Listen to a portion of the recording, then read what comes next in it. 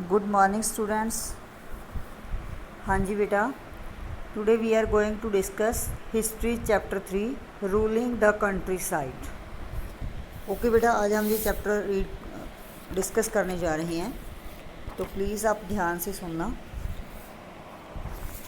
हाँ जी, तो पहले भी हमने जो है ब्रिटिश हिस्ट्री रीड कर चुके हैं, हम उसके बारे में बहुत कुछ जान चुके हैं। तो आज हम आगे इसके बारे में बात करेंगे। सबसे पहले क्या हुआ राजे, 1765 में ईस्ट इंडिया कंपनी जो थी वो बंगाल की दीवान बन गई। उस समय शाह आलम बंगाल जो थे, मुग़ल एम्परर थे, उन्होंने कंपनी को, ईस्ट इंडिया कंपनी को बंगाल की दीवानी सौंप दी। ठीक है, 12 अगस्त 1765 को। अब बंगाल का जो सारे का सारा रेवेन्यू था वो सारा कंपनी के हाथों में आ गया।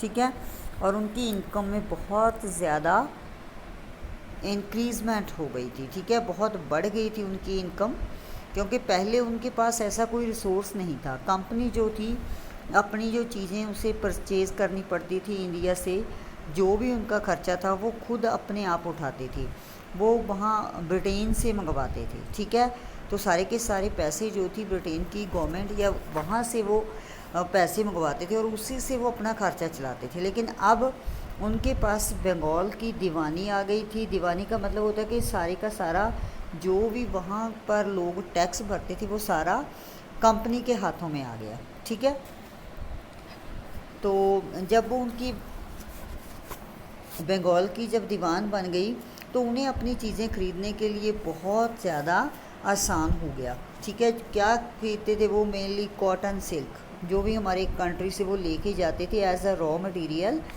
तो उन्हें अब अपनी जो गवर्नमेंट थी, ब्रिटेन की गवर्नमेंट थी, उनकी सहायता लेने की ज़रूरत नहीं थी।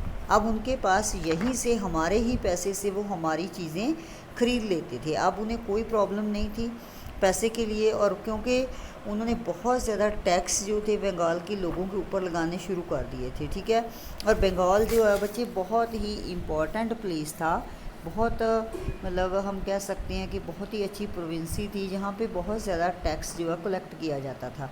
तो इसीलिए कंपनी के पास अब पैसा बहुत था। ठीक है, तो इसीलिए उन्हें अपनी गवर्नमेंट से कोई भी पैसा मंगवाने की ज़रूरत नहीं थी। तो the economy of Bengal was facing deep crisis. Artisans and peasants left Bengal.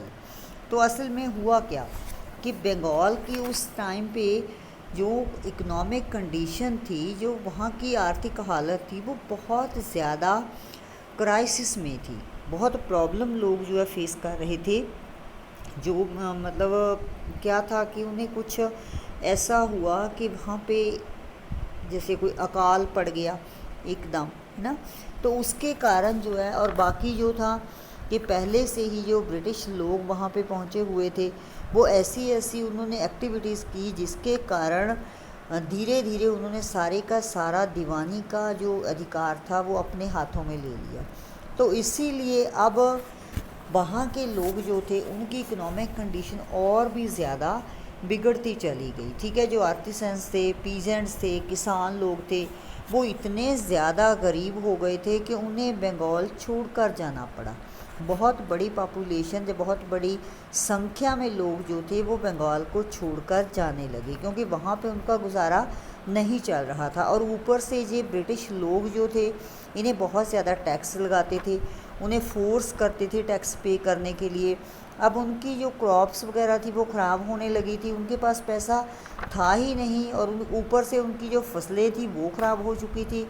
तो अब वो टैक्स कैसे पे कर सकते थे? तो इसीलिए उनके पास और कोई रास्ता नहीं था, इसीलिए उन्होंने बंगाल को छोड़ना शुरू कर दिया। ठीक है, 1770 में जो था वहाँ पे एक बहुत बड़ा अकाल पड़ गया। ठीक है, इतनी ज़्यादा भूखमरी वहाँ पे फैल गई कि लोग भूख से मरने लगे। ठीक है, नियर अबाउट 10 मिलियन लोग जो थे वो भूख के कारण मर चुके थे, क्योंकि उनके पास उनकी फसल बिल्कुल तबाह हो चुकी थी और उनके पास कोई भी ऐसा रिसोर्स नहीं बचा था जिसके कारण वो अपनी रोज़ी रोटी चला सकते। तो इसीलिए ये बहुत ही भयानक स्थिति थी। जिसके कारण लोग परेशान हो रहे थे और भूख के मारे लोग मर रहे थे। और जब भूख फैलती है तो ऐसे रजे और भी बहुत सारी बीमारियां फैल जाती हैं, है ना। तो इसके कारण लोगों में बहुत ज़्यादा जो डेथ केस जो थे वो बहुत ज़्यादा इंक्रीज़ हो रहे थे। ठीक है, सो आगे हम अगली वीडियो में करते हैं।